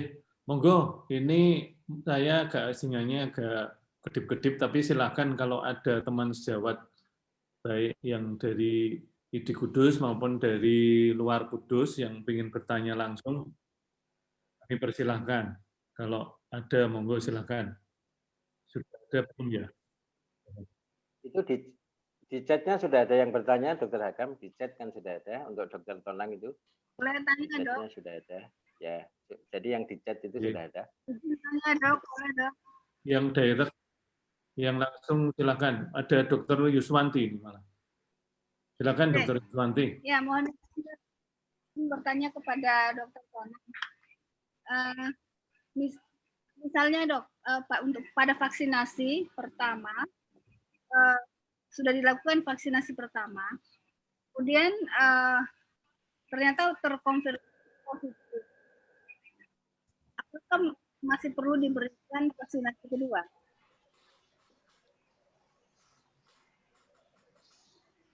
J. Dokter Tonang langsung aja. Oh, J, matur nuwun.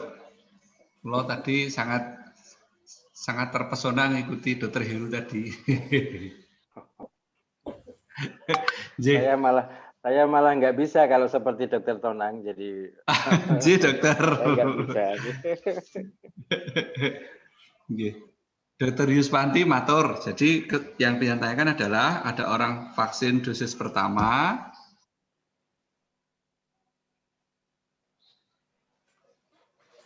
Apakah sudah jelas suaranya? Jelas, Dok. Jelas, Dok. Oke, saya ulangi. Dokter Yus, berarti kan ada orang di vaksin pertama, kemudian ternyata dia terkonfirmasi. Ambil aja seperti kasus, misalkan kasus yang Pak Bupati ya di Jogja itu ya salah satu ya. Nah dalam hal ini Dok, ada dua pendapat Dok.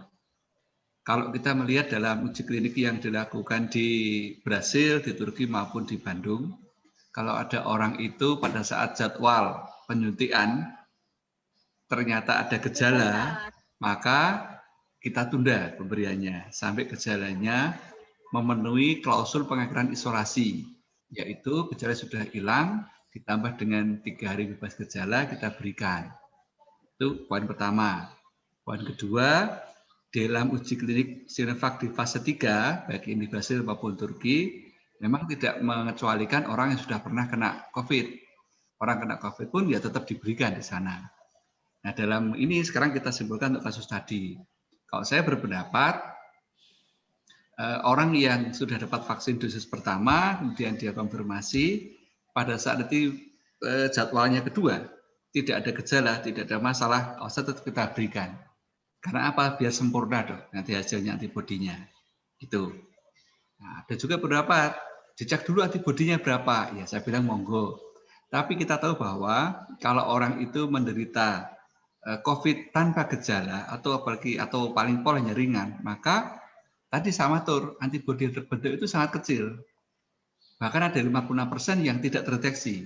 Jadi kalau dosis pertama dapat, kemudian dia konfirmasi tapi hanya tanpa gejala atau mungkin hanya sedikit gejala ringan 1-2 hari, tetap diberikan akan lebih baik. Karena berdasarkan seperti itu pendapat saya yang ada. Ye, ada Dokter Yuswanti, matur nuwun. Jelas, sangat jelas Pak Nuwun. Ya, terima kasih. Sebenarnya ini pertanyaannya banyak sekali nih Dokter Tonang. Mungkin ini ada niki dari gosipul ini. Salah sih. Ye. Kalau dari, ini pertanyaan soalan J, maka diterangkan berek. Ya, ini jadi dari chat saja dulu. Gantian nanti dari chat ada yang salah. Ini dari langsung dari. Jadi ini bertanya ke Dokter Tonang, meskipun sudah ada rekomendasi dari uji klinis di Brasil kalau nggak salah yang ini atau kemarin sudah diedarkan tentang di atas usia 60 tahun. Tapi mungkin dari sudut pandang dari Dr. Tonang, ini berbagai jenis vaksin itu kan macam-macam. Untuk yang manula kira-kira menurut Dr. Tonang yang paling cocok itu yang mana? Mungkin yang mRNA atau yang inactivated, yang misalkan yang ada di kita Sinovac atau yang lain. Monggo Dr. Tonang. Baik dokter. Sebetulnya antara yang inactivated whole virus seperti Sinovac maupun inactivated tapi yang parsial seperti subunit ya, yang Covax maupun Novavax maupun Covax itu menurut saya paling aman karena dia tetap dari yang artinya itu teknologi-teknologi yang sudah kita kenal. Dari inactivated risiko untuk suatu sifatnya itu sifatnya ke arah risiko-risiko efek-efek yang menyimpang kecil, itu sudah bisa kita pakai. Subunit itu seperti kita sering pakai juga untuk hepatitis B. Hepatitis B itu juga menggunakan subunit, sama dengan yang di Novavax maupun Covax. Terus terang, saya memang memandang kalau yang seperti DNA, kita masih agak ragu karena itu memang teknologi masih baru ya. mRNA juga masih baru teknologinya. Bukan berarti jelek ya, cuma kita belum mengenal baik, itu maksud saya. Di samping memang pengelolaannya dengan rendah. Kalau saya boleh berharap sebetulnya nanti untuk lansia itu dapatnya kalau nggak Sinovac dari subunit yang Novavax maupun yang Covax. Itu menurut saya paling realistis menurut saya untuk yang lansia. Dan dua ini memang di sananya sudah diberikan. Artinya di sana memang tidak dibatasi. Di Turki juga diberikan pada lansia. Sementara ini yang baru mau kita terima kan yang dari Novavax juga sama, juga pada lansia dan juga dengan suhu 2-8 derajat. Jadi kalau saya ditanya secara pribadi, saya jawab bagi lansia saya usulkan adalah kalau enggak Sinovac ya yang dari yang subunit, yang Novavax maupun yang Covax. Ada dokter? Ya, terima kasih. Ini Mama sambil dengerin ini nih, Zoom ini. Dokter boleh saya baca langsung dari chat aja dok ya? Ya sekalian aja dokter. Oke, baik. Dokter Ahmad Jaluluddin Syah, kenapa penyintas sudah saya banyak sampaikan di Facebook. Saya merasa ini memang murni karena soal kebijakan tentang ketersediaan vaksin, walaupun sebenarnya juga tidak menjadi signifikan melihat jumlahnya penyintas yang katakanlah 1 juta ya dibanding dengan 180 juta sebenarnya kan tidak signifikan, atau dengan dosisnya juga tidak signifikan. Saya melihat sekarang beberapa hari ini sudah mulai ada perubahan kebijakan bahwa prinsipnya nakes itu tetap mendapatkan slot untuk dapat vaksin dok. Hanya yang penyintas ini memang menjadi urutan terakhir. Setelah nanti semua yang masuk dapat tiket sudah selesai, kemudian yang masuk pikir sudah selesai, yang masuk di SI SDMK tanpa kontraindikasi sudah selesai. Nah, itu nanti setelah itu akan arahnya logistiknya ada, kita berikan pada yang penyintas. Karena memang sebenarnya tidak logis karena toh orang yang ternyata konfirmasi diberi tidak masalah kok. Kenapa orang yang penyintas diberi ini sebetulnya memang demikian. Hanya soal kebijakan, soal ketersediaan saja dok, tidak dalam artian alasan secara medis tidak demikian. Kemudian ada yang pemberian obat-obatan, pemberian kortikosteroid dan asma. dijalankan secara imunologis. Mungkin ini meskipun bukan termasuk autoimun, tapi apakah ini juga secara imunologi berbahaya tidak diberikan pemberian vaksin COVID? Memang di dalam rekomendasi yang disampaikan oleh PAPDI, asma termasuk yang menjadi kehati-hatian karena dia harus pastikan betul situasinya aman dalam arti tidak ada serangan tanpa pemberian obat. Bahwa kemudian setelah diberi itu terjadi satu serangan, ya memang secara imunologis pun setiap memasukkan benda asing bisa memicu satu serangan, termasuk serangan asma ya. Tidak hanya asma sebetulnya, bisa juga dengan suatu, katakanlah misalkan ada orang dengan SLE, ada orang dengan suatu autoimun, memang termasuk yang dalam BPOM mengatakan sebagai harus sangat hati-hati. Untuk yang kasus yang asma ini. Tentu kita berharap ada pemeriksaan yang ketat dulu kalau yang asma seperti ini, termasuk yang untuk yang autoimun. Kemudian terus ini yang OTG, kita kan mungkin bisa juga teman-teman dokter kan OTG itu apakah perlu divaksin mengingat hemoglobin B-nya itu rendah? Ya, kalau saya sebagai orang lab paling bagus dokter periksa dulu dengan kuantitatif antibodi, nanti akan terlihat berapa, walaupun memang sampai saat ini kita belum bisa menyepakati berapa kadar yang disebut protektif. Nah, tadi itu uji klinik vaksinnya tidak sampai ke level untuk bisa mengatakan antibodi level berapa sih yang protektif terhadap gejala, berapa yang protektif terhadap penularan, itu kan belum ada. Nah, tapi minimal saat ini kita periksa antibodi kuantitatif, semakin tinggi semakin baik. Pertanyaannya apakah perlu divaksin? Ya bagi saya kalau memang IgG-nya itu terdeteksi tidak tinggi, ya tetap divaksin. Itu kalau saya demikian. Toh tidak berisiko secara medis bahwa akan masalah kalau dia punya antibodi lebih dulu. Apalagi kalau yang penyintas tapi diperiksa nggak pernah ada antibodinya, ya menurut saya sebaiknya tetap divaksin. Ya, terus ini sebenarnya mungkin teman-teman dari SPPD, jadi yang vaksin pertama pasca vaksinasi tiba-tiba sesak nafas ya. Ini monggo ini teman-teman SPPD ya. Ya memang ini boleh diberikan vaksin lagi apa tidak? Kan perlu dipastikan itu betul. Karena apa dulu gitu. Ya, KIPI-nya karena apa dok ya? Jelas memang kalau pada pemberian pertama terjadi KIPI yang signifikan dan itu diyakini berbasis karena vaksin, ya tentu menjadi kontraindikasi untuk pemberian yang kedua. Itu masuk dalam pertanyaan kedua. Kalau dalam urutan form screeningnya juknis kan ada 116 kan itu nomor 2. Apakah ada riwayat KIPI atau riwayat risiko respon tidak diharapkan pada pemberian yang pertama, itu termasuk yang kontraindikasi dok. Tapi itu tentu beliau SPPD akan bisa menilai ya ini asalnya karena dari mana kata. Ya. Kemudian ini asma tadi sudah dijawab ya. Kemudian pemeriksaan rapid antibody COVID setelah selesai vaksin dosis kedua tidak? Kalau dikatakan perlu, dikatakan harus tidak sebenarnya dok. Pertanyaannya biasanya begini, sejak kapan kita mulai bisa memeriksa efek dari vaksinasi? Paling cepat 2 pekan setelah suntikan kedua, paling cepat. Lebih baik lagi adalah nanti setelah 28 hari kita cek, dan setelah 3 bulan dan setelah 6 bulan. Untuk memastikan memang masih bertahan.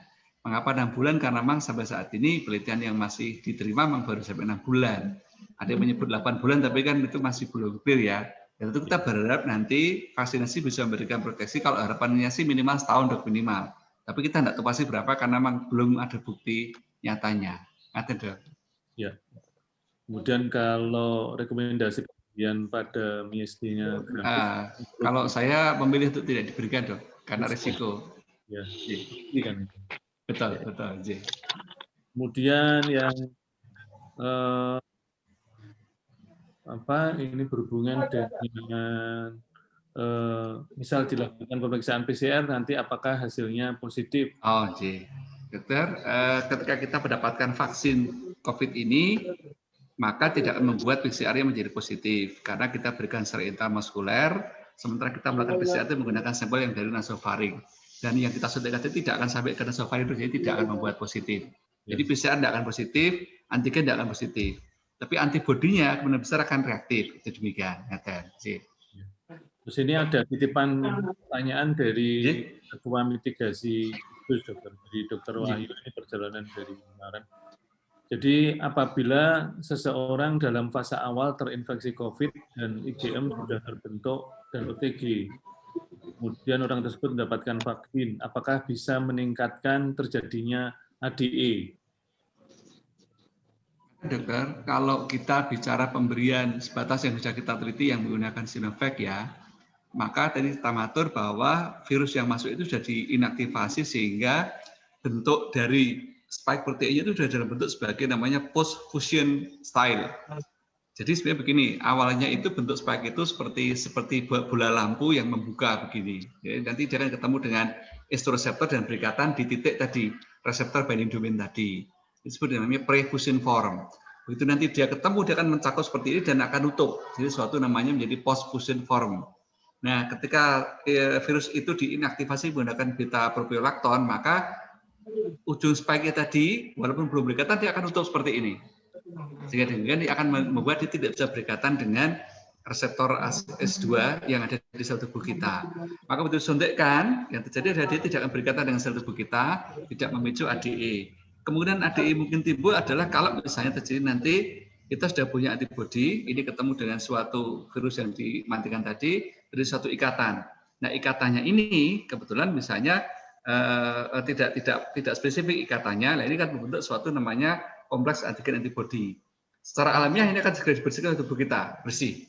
Tapi kita tahu memang bahwa dalam beberapa kondisi tertentu ada kompleks antigen antibodi ini akan bisa memicu nanti reaksi persitas yang tipe 3 sehingga dia bisa menjadi deposit. Misalkan kan kita tahu kan ada yang orang setelah kena bakteri apa terjadi glomerulonefritis misalkan, atau kena bakteri apa bisa muncul dalam bentuk nanti masalah di katup jantung. Itu kan karena sistem kondisi kompleks ini. Nah, ini kemudian ini aja. Nah, tentu kita berharap nanti kalau ini sudah imunnya ini sudah namanya sudah virusnya mati, ada antigen ketemu antibodi, harapan kita ini tidak sampai memicu seperti itu. Tidak seperti kalau kita bicara tentang infeksi bakteri maupun yang membuat GNC itu bukan seperti itu. Nah, jadi simpulan yang paling jauh dari risiko ADE pada pemberian Sinovac ini adalah kecil. Itu yang paling jauh. Kalau kesimpulan yang cukup aman mengatakan malah tidak berisiko. Nah, tapi tentu kita tahu tadi masih ada sedikit peluang kalau ada kompleks antigen antibodi tadi. Nah, itu tersebut sebagai paling jauh adalah kecil. Nanti dok, terima kasih dok. Ya, terima kasih Dokter Tonang. Kemudian ini ada titipan buat Dokter Heru terakhir. Jadi Dokter Wahyu menanyakan, perlukah kurikulum pendidikan sejak TK hingga universitas tentang pandemiologi? Nah, ini kebetulan mungkin Dokter Heru mempunyai pandangan-pandangan yang luar biasa. Monggo Dokter. Kira-kira perlu apa mboten, karena kedepannya mungkin kita hidup bersama di TK sampai universitas, Dok. Apakah perlu pendidikan tentang pandemiologi? Ampun kukur. Ora. Betul ini anu kok jan anu apa? Dokter Wahyu itu anu jalmo limpat ya. Weruh sak durunge winarah. Artinya kok seniore ora ana pertanyaan terus etok-etoke bertanya kan begitu. Jadi saya ya terima kasih Dokter Wahyu. Nggih pantes-pantes tambah bumbu gitu ya. Boten dok, boten ngaten dok. Boten Dokter Tonang, ini saya biasa guyon kok dengan teman-teman di Kudus ya. Apa sih? Terima kasih loh Dokter Tonang. Dan Dokter Wahyu begini dok, kita itu kemarin ya kita barusan melaksanakan yang namanya sosialisasi adaptasi kehidupan baru. Bahkan dokter yang melaksanakan. Di Jawa Tengah mendapatkan 8 cabang dengan 22 FKTP. Artinya memang kehidupan baru itu ya harus kita lakukan. Sudah dimulai disosialisasikan oleh semua orang termasuk ID sendiri melakukan. Hasilnya memang belum ada. Apakah setelah disuluh itu kemudian besok terus dia negatif atau menjadi berperilaku? Enggak. Harapannya adalah itu nanti akan berkelanjutan untuk disosialisasikan terus-menerus mengenai itu. Adapun kurikulum, nanti saya tak telepon Mas Nadiem dulu.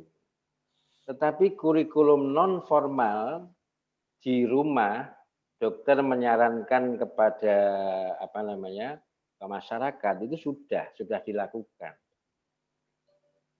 IDI yang di Kudus sudah membuat buku mengenai panduan bagaimana kalau di pesantren, sampun. Kemudian teman-teman IDI Kudus sudah melakukan edukasi dan lain-lain terhadap pelaksanaan apabila akan dilakukan sekolah. Bagaimana kalau di rumah dan lain-lain. Jadi nanti kalau itu akan dikemas sebagai pandemiologi atau covidologi, ya itu kan tinggal dibungkus nama kan gitu. Tapi sebetulnya kontennya sampun gitu. Dan IDI sudah melaksanakan. Makaten nggih, Dr. Wahyu matur sembah nuwun. Yai monggo Pak Yai Hakam. Ya Dok, ini masih ada pertanyaan Dr. Tonang. Ini ada dua. Yang pertama itu dari Dr. Ananda Basuki. Kenapa penyakit autoimun kok tidak diperbolehkan diberi vaksin? Ya, dokter. Saya kira kita sudah pengalaman ya bahwa memang autoimun ini, orang autoimun itu memang terindikasi untuk vaksin. Artinya tidak hanya COVID terus terang, tapi sih banyak yang lain juga memang terindikasi kalau kita terjadi autoimun. Ya. Yang berikutnya ada dari ya, ini dari Konco Ngehe. Oh, nah ini senior saya ini, Mas Najib ini. Mana ini? Piainya nggak kelihatan nih. Nah, bila sudah mendapat vaksin dan antibodi yang terbentuk cukup, apakah dimungkinkan untuk menjadi pendonor plasma konvalesen? Ini pertanyaan yang sering muncul, Mas Hakam. Jadi kita ingin menekankan bahwa sebetulnya plasma konvalesen itu bukan sesuatu yang sederhana. Ada dua mekanisme yang menjadi possible mekanisme atau dugaan mekanisme manfaat dari plasma konvalesen. Pertama, bekerja secara prinsip antibodi melawan virus. Itu yang pertama. Yang kedua, bagaimana dia berfungsi sebagai imunomodulator. Kalau bicara soal antibodi melawan virus, ya apakah sama antara antibodi yang terbentuk pada orang infeksi dengan orang yang mendapat vaksin? Satu, kita lihat platform vaksinnya. Kalau vaksinnya itu misalnya menggunakan platform seperti Moderna yang dia memang fokus hanya memberikan kode untuk membentuk antibodi terhadap RBD misalkan. Ya otomatis kan dia tinggi untuk RBD itu. Memang RBD merupakan antibodi yang dominan dalam melakukan proses netralisasi terhadap virus SARS-CoV-2. Tapi tentu kita tahu bahwa kalau virus utuh itu kan tidak hanya satu protein, sebenarnya banyak protein. Sehingga kalau orang terinfeksi SARS-CoV-2 itu sebetulnya proteinnya itu banyak. Nggak hanya yang anti RBD atau anti S saja, juga anti yang lain juga banyak. Jadi tentu ini beda, konteks antibodinya beda. Kalaupun misalkan dia mendapat vaksin yang inactivated, artinya dia mendapat virus yang utuh walaupun dimatikan, tetap saja memang akan tidak terjadi suatu proses antibodi yang selengkap kalau kita infeksi. Ya ini gambling lah artinya. Ya mungkin karena saking bagusnya dia bisa, tapi kan gambling sekali. Itu belum bicara soal fungsi kedua bahwa dia berharap pada imunomodulator. Tentu kalau orang dapat vaksinasi, kita tidak bisa berharap bahwa ada faktor di luar antibodi yang berpengaruh. Maka memang kalau saya berpendapat seorang yang mendapat vaksin itu tidak tepat untuk kita rekomendasikan sebagai donor plasma konvalesen. Satu hal yang sekarang membukakan justru begini bahkan. Kalau mau memberikan plasma konvalesen itu kan dicari calon donor yang kalau paling tidak itu sama beratnya atau kalau bisa lebih berat daripada sakitnya yang mau diberikan begitu, dengan asumsi supaya antibodi yang diberikan itu memang betul-betul antibodi yang kuat. Ya kan? Dr. Hakam, terima kasih. Ya, terima kasih sudah sangat-sangat fix dan jelas.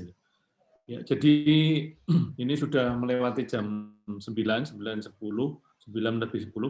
Kalau misalkan masih ada pertanyaan, kami persilahkan secara langsung. Tapi kalau kita lihat 1 menit sudah tidak ada pertanyaan, ya kita nanti tutup pada Jagung Kamulian malam hari ini, mitigasi IDI Kudus.